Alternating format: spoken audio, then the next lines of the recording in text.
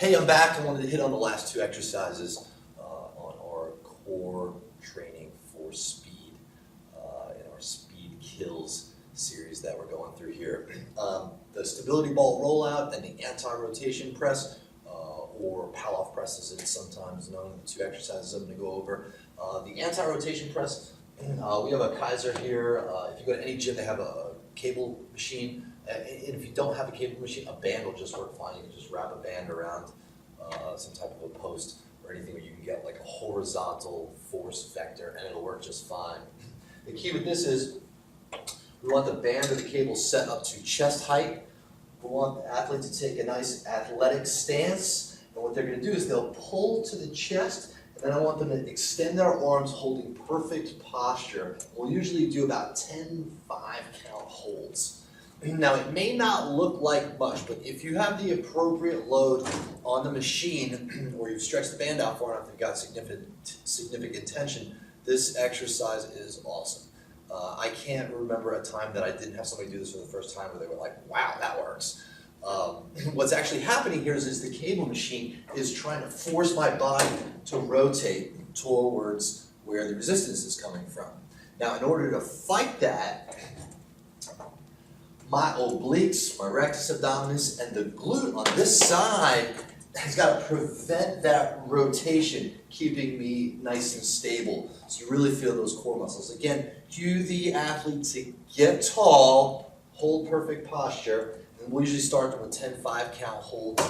We'll progress to longer holds as they get advanced on it, but very, very effective and very applicable to sprinting, where we know we've got arms and legs moving back and forth, and we want to be able to keep that pillar nice and stable so the energy transfers through. The other one I wanted to hit on is a stability ball rollout. So here's stability balls, people call them physio balls. The way we cue it here is, first we teach the athletes there's two ways you can tilt your pelvis. Okay, either A, you can arch your back like so, pelvis will tilt down, they call that anterior, or B, you can tuck your tailbone under, flatten your low back out a little bit, squeeze your glutes. That's what we want them to do here. We want to protect the low back, so we have them tuck their tailbone under, squeeze the glutes. And we have them put their hands on a stability ball. It should be right at the end of the fingertips if they're tall, kneeling. And then I instruct them to lead with the hips. The hips should come through first, and they should maintain a straight line from head to knee. So it'll look like this. Right? You'll notice as they come forward, I'm just pushing down to the ball, coming right back up, maintaining that nice straight line. This is what I don't want. Kind of negates the point. Now what's happening here is gravity is coming down on me right here, trying to cause my trunk to extend. My core has to fire to fight that force. Now if you look at running, same thing happens.